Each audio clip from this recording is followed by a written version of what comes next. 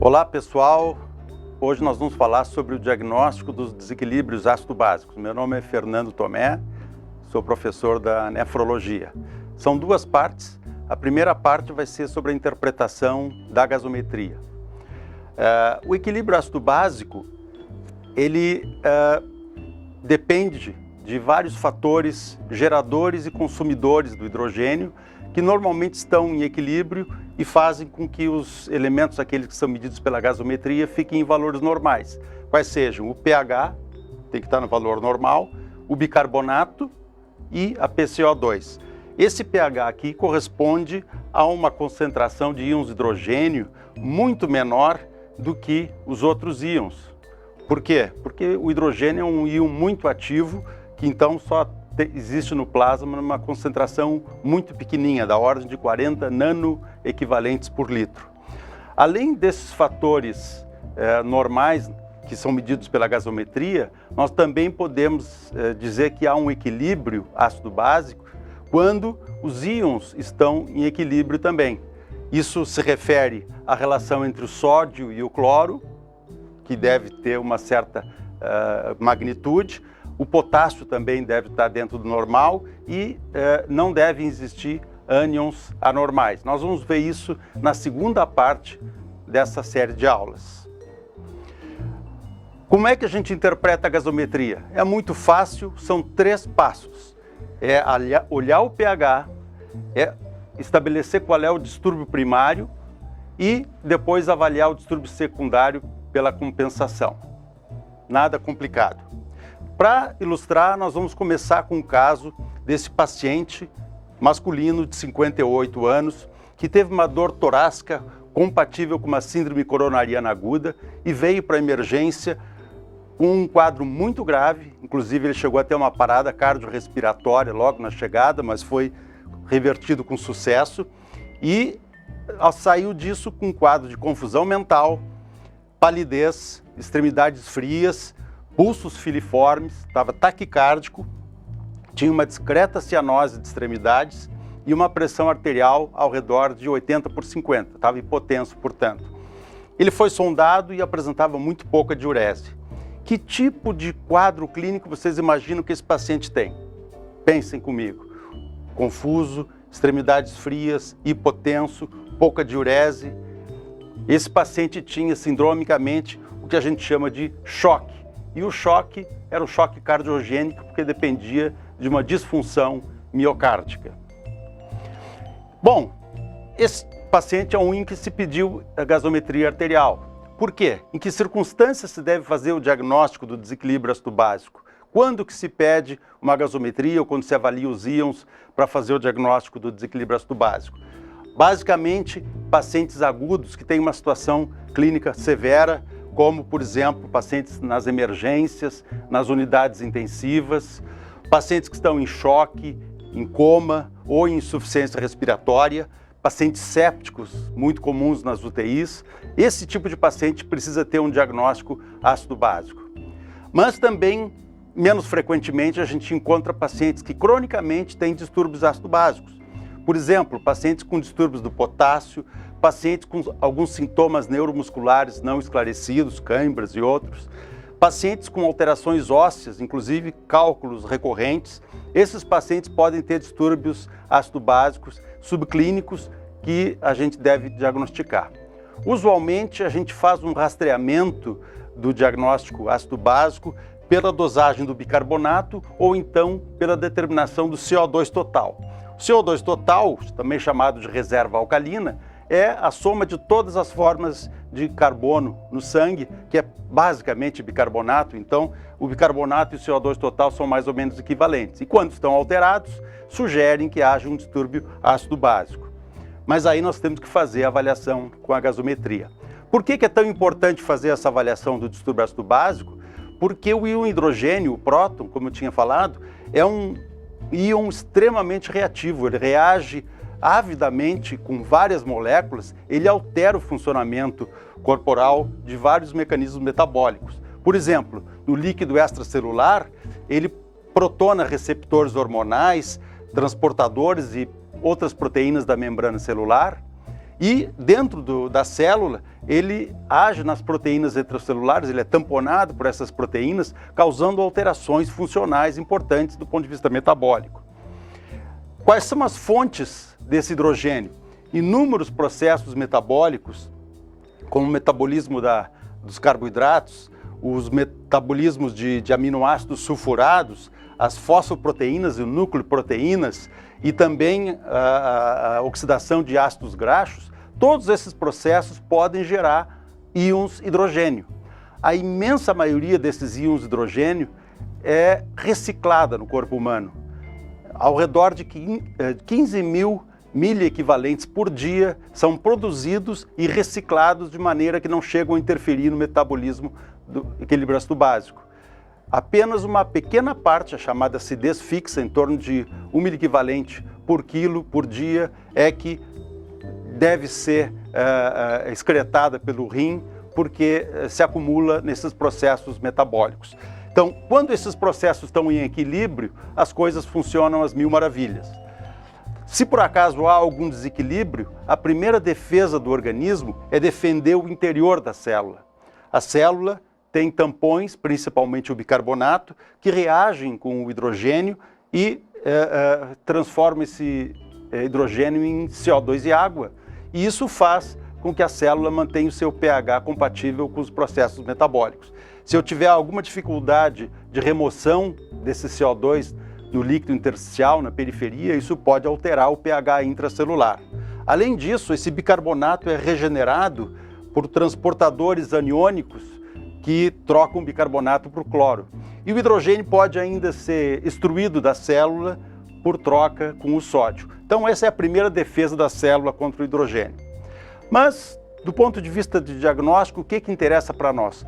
Vamos pegar esse paciente que nós vimos que está com choque cardiogênico e vamos fazer uma gasometria arterial e fazer o diagnóstico ácido básico. Nós vimos que esse paciente está com pH de 7,30, o normal é 7,35 a 7,45, pH arterial. Pode-se fazer também a dosagem do pH na gasometria venosa. Nesse caso, os valores são um pouquinho diferentes. Isso pode ser feito desde que o paciente não esteja muito hipoperfundido. Mas aqui, no caso, é uma gasometria arterial. O PCO2 desse paciente era de 32 milímetros de mercúrio, o normal é 35 a 45, e o bicarbonato era 15, o normal sendo 22 a 26 miliequivalentes por litro. O primeiro passo é avaliar o pH e saber se está baixo ou alto. Se ele estiver baixo, nós temos um excesso de íons de hidrogênio, temos um ambiente ácido. Se ele estiver alto, nós temos pouco íon hidrogênio e isso acarreta um ambiente alcalino no sangue. Bom, nosso pH desse paciente aqui está baixo, isso indica acidemia, né? A acidemia é um pH ácido no sangue. O contrário disso seria a alcalemia. O fato de ter uma acidemia significa que o processo metabólico predominante é uma acidose. Então, acidose é o processo, acidemia é o resultante. Porém, se o pH estiver normal, isso não significa que não há distúrbio ácido básico. É possível que haja um distúrbio ácido básico, mas é um distúrbio misto que eventualmente vai ter que ser diagnosticado e que, coincidentemente, deixou o pH a níveis normais. Vamos voltar para o caso. Primeiro passo nós vimos, tem uma acidemia. Segundo passo, qual é o distúrbio primário? Para isso nós vamos usar a equação de Anderson. O que é isso, a equação de Anderson? Bom, nós sabemos que uma segunda defesa do organismo contra os desequilíbrios ácido-básicos é o tamponamento. Bom, o hidrogênio que está sendo produzido em excesso, ele é tamponado por vários tampões, mas o principal deles é o bicarbonato, e esse bicarbonato com hidrogênio se transforma em ácido carbônico, que por uma enzima ubíqua no organismo, que é a anidrase carbônica, se transforma em CO2 e água. De um passe de mágica, o hidrogênio desapareceu e essa variação é amortecida por esse processo metabólico. Essa reação química aqui é demonstrada matematicamente pela equação de Anderson, que foi descoberta há 100 anos atrás. A concentração de hidrogênio, diz essa equação, depende diretamente da PCO2 e inversamente do nível de bicarbonato. Quanto mais PaCO2, mais hidrogênio, porque a reação química vem para esse lado. Quanto mais bicarbonato, menos hidrogênio, porque a reação vai para lá, né? Pode-se usar também a equação de Anderson-Hasselbalch. O Hasselbalch pegou essa equação do Anderson e transformou num logaritmo inverso para dar o valor de pH, que era o que era medido naquela época, ainda hoje é medido, né? Mas, para efeitos do nosso diagnóstico da gasometria, eu acho que a equação de Anderson representa bem o que a gente determina. Por quê? Se nós tivermos uma alteração aqui em cima, nós vamos ter um problema nos fenômenos respiratórios que controlam a PaCO2. Portanto, os distúrbios são respiratórios. Se nós tivermos um problema aqui com o bicarbonato, isso pode significar que o bicarbonato está sendo consumido no tamponamento ou que ele está sendo perdido de alguma maneira. O fato é que algum processo metabólico fez reduzir o bicarbonato. Isso então se chama de distúrbios metabólicos. Vamos ver então no nosso paciente que tinha uma acidemia, tinha uma concentração de íons de hidrogênio alta, de 51. O que gera isso? Foi a PaCO2 que subiu ou o bicarbonato que caiu? Ora, foi o bicarbonato que caiu. Nesse caso, essa acidemia é causada por uma redução do bicarbonato, uma acidose metabólica. Se por acaso o PaCO2 está elevado, nós teríamos uma acidose respiratória. E vamos supor que as duas coisas aconteçam, o PaCO2 vai para cima e o bicarbonato vai para baixo, na mesma direção de aumentar a concentração de hidrogênio. Essa é uma acidose mista, respiratória mais metabólica. O nosso caso, então, paciente com 7,30, uma acidemia, um bicarbonato de 15, isso é uma acidose metabólica. Nenhuma dúvida até aí, distúrbio primário é fácil de diagnosticar. Vamos para o terceiro passo, que é avaliar o distúrbio secundário. Para isso, nós precisamos avaliar a outra barreira de defesa do organismo contra os desequilíbrios, que é a compensação. O que é a compensação?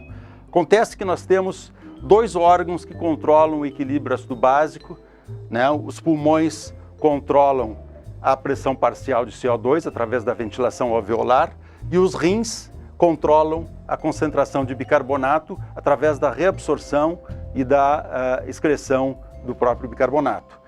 E esses dois órgãos, portanto, podem controlar o tamponamento e o metabolismo do equilíbrio ácido básico, regulando a quantidade de CO2 ou de bicarbonato. Se eu tiver um distúrbio, uma acidose metabólica, o meu pulmão vai influenciar na PaCO2, tentando amortecer a variação do pH. E se, pelo contrário, eu tiver um distúrbio primariamente pulmonar ou ventilatório que altere a PaCO2, a concentração de hidrogênio vai ser atenuada pela função do rim. Bom, voltando ao nosso caso, o paciente, então, que tem uma acidose metabólica, tem uma PaCO2 reduzida exatamente porque o pulmão tenta compensar essa acidez sanguínea causada pelo distúrbio metabólico. Bom, mas nós temos algumas regras dessa compensação. Então nós temos que conhecer essas regras para saber se essa compensação está adequada ou se existe um outro distúrbio independente. Primeiro, a compensação normal não leva o pH ao normal. Essa é uma regra muito importante, porque as pessoas costumam dizer que existe uma compensação parcial ou total que leva o pH a um determinado valor. Isso não existe. Na realidade, o normal é que a compensação não seja perfeita. Segundo, temos que saber que a compensação respiratória é bastante rápida. Logo que acontece um distúrbio metabólico, a ventilação se altera e a compensação se faz dentro de parâmetros que nós vamos ver. Porém, a compensação renal, ela demora uns 2, 3 dias, e isso dá um espaço de tempo, um lag, até a variação do pH acontecer totalmente. Como é que a gente sabe se a compensação está adequada ou não? Bueno, a intensidade da compensação foi avaliada por estudos empíricos, que mediram essa resposta em indivíduos com distúrbios simples. Então, são essas regras que nós temos que saber. E quais são essas regras? Estão aqui elas. Eu não vou descrever elas totalmente, não há necessidade de vocês decorarem isso, simplesmente vocês devem ter essas regras em algum lugar à disposição para quando precisar interpretar uma gasometria. Muitas vezes, ou na maior parte das vezes, a gente consegue deduzir se a compensação está adequada ou não. Não há necessidade propriamente de decorar essas. Mas para vocês terem uma ideia de que tanto na acidose como na alcalose metabólica existem variações esperadas da PCO2 e os distúrbios respiratórios, existem fórmulas para os distúrbios agudos, porque eles são pouco compensados pelo rim, e depois uma fórmula de compensação para os distúrbios crônicos, porque o rim aí consegue ser mais efetivo na compensação. Então essa é a regra que nós vamos seguir para determinar se a compensação está adequada ou não. Se ela não estiver adequada, significa que existe um segundo distúrbio, chamado distúrbio secundário. Não quer dizer que esse distúrbio secundário seja menos importante, ou que tenha vindo depois, ou que não precise de atenção. Ele simplesmente é descoberto depois do distúrbio primário que desviou o pH. Voltamos para o nosso paciente, acidemia, acidose metabólica, a compensação está ou não adequada? Bom, a fórmula de compensação da acidose metabólica, chamada fórmula de Winters, é essa. PCO2 final é 1,5 vezes o bicarbonato mais 8. Como o nosso bicarbonato é 15, isso vai dar um valor ao redor de 30, 31 de PCO2 como compensação normal. Ora, nós vamos comparar esse número aqui esperado com o valor que o paciente tem, que é ao redor de 32. Por que eu digo ao redor de 32? Porque existe uma variabilidade, um espectro de variação quando a gente faz esses valores, que não é necessariamente tão matemático assim. Então a gente tem que dar uma certa flexibilidade na interpretação. 30, 31 é basicamente semelhante a 32. E a conclusão que a gente chega é que a compensação está adequada, ou seja, existe uma compensação correta e não existe um distúrbio secundário. Trata-se, portanto, de uma acidose metabólica compensada. Vejam bem, compensada, eu digo, mesmo com pH de 7,3. Tudo bem, lembrem que a compensação normal não leva o pH ao normal. Vamos agora para um outro caso, para exemplificar isso melhor. Temos uma paciente jovem, feminina, de 23 anos, que chegou à emergência numa maca, torporosa, hiperventilando, com uma flacidez muscular muito importante. Foi coletada uma gasometria arterial, que mostrou um pH de 6,84, um bicarbonato de 5 e uma PCO2 de 30. A questão é a seguinte, ela tem um pH muito baixo, portanto ela tem uma acidemia importante. E essa acidemia se deve não a uma elevação da PCO2, mas sim a uma queda do bicarbonato. Portanto, como nós vimos, uma acidose metabólica. A compensação está adequada ou não? Ela está hiperventilando na maneira correta? Vamos novamente usar a fórmula de Winters. 1,5 vezes o bicarbonato, que é 5, vai dar um PCO2 esperado de mais ou menos 15, 16. Só que o PCO2 dessa paciente está em 30. O que significa isso?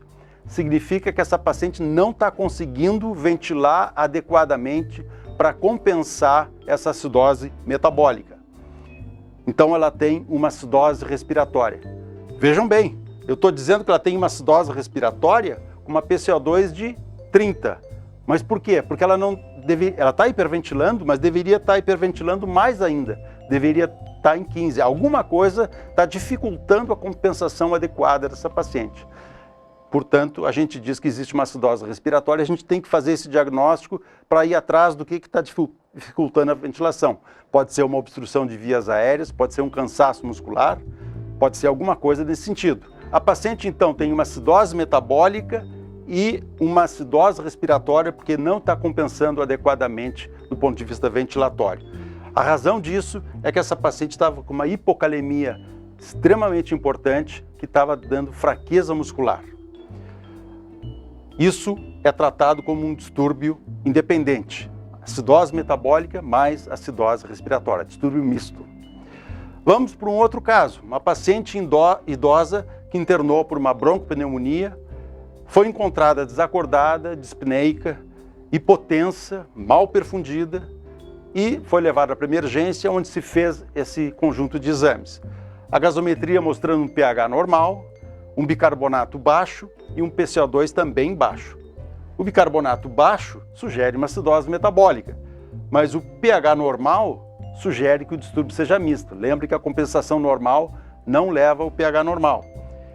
Vamos confirmar isso. A compensação normal da acidose metabólica, pela fórmula de Winters que nós já vimos, sugeriria que o PCO2 esperado fosse ao redor de 27 ou 28, mas ele está em 22. O que acontece? Essa pessoa está hiperventilando mais do que simplesmente pela acidose metabólica. Ela está com uma hiperventilação independente, uma alcalose respiratória independente. Então ela tem dois distúrbios, acidose metabólica e alcalose respiratória. Vejam que essa alcalose respiratória não é compensatória, ela é algum processo independente, alguma coisa que está motivando a hiperventilação. No caso, uma situação desse tipo é muito provável que seja um quadro séptico, que dá uma hiperatividade, taquicardia e hiperventilação.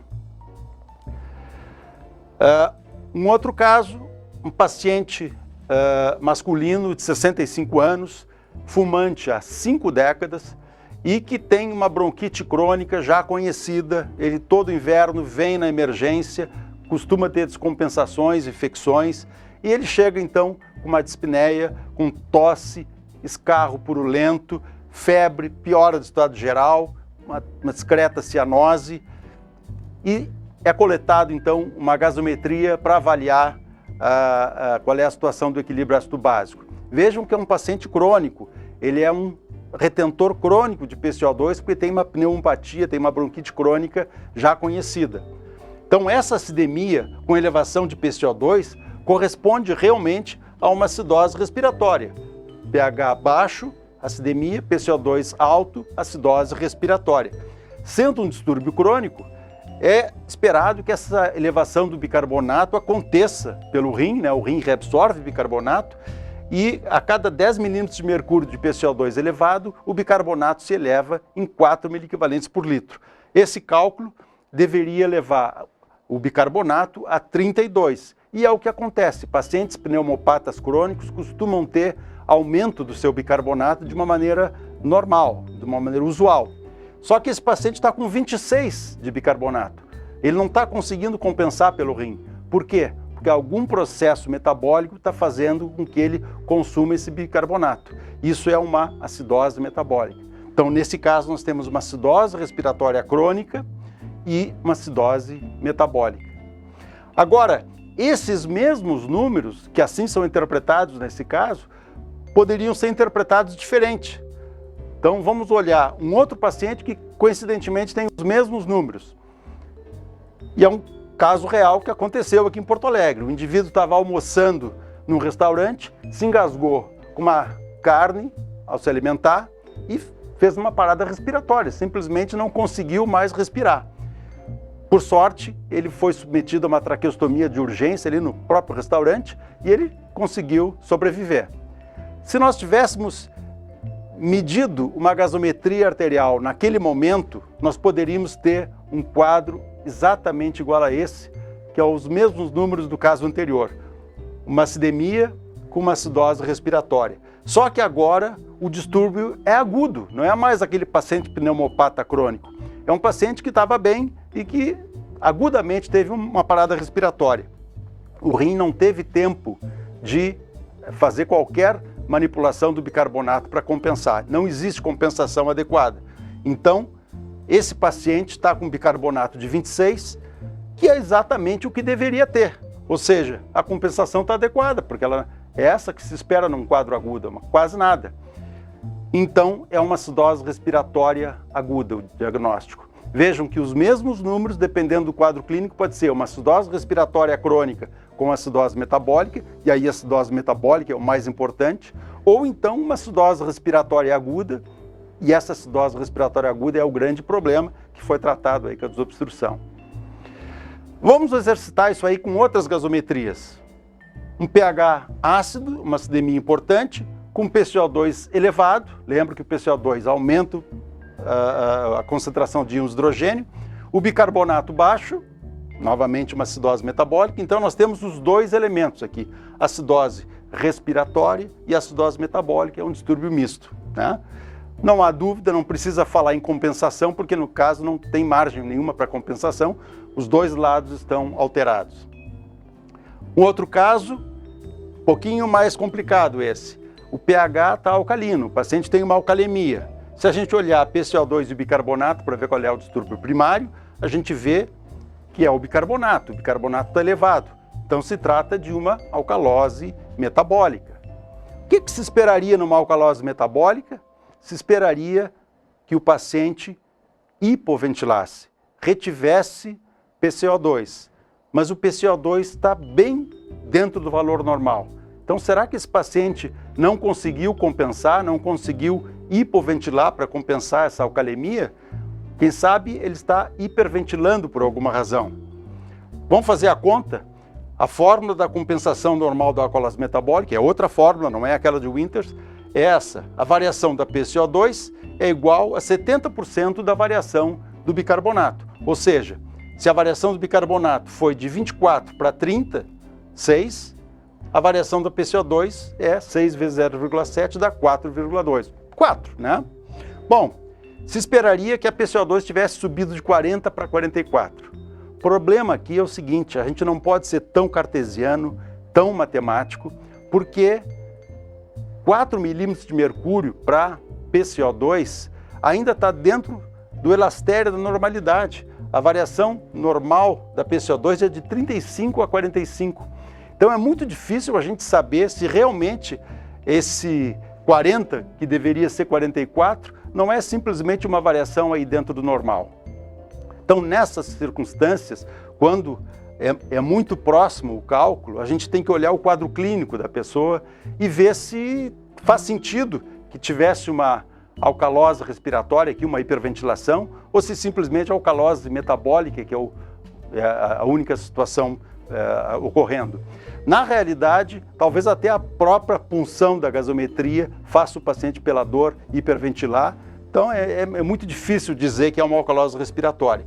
Então fica interrogado, e a mensagem que fica desse caso é o seguinte: a gente tem que avaliar sempre a clínica do paciente. A gente tem fórmulas matemáticas que nos orientam, tem regras, mas o paciente vem em primeiro lugar, a clínica é soberana.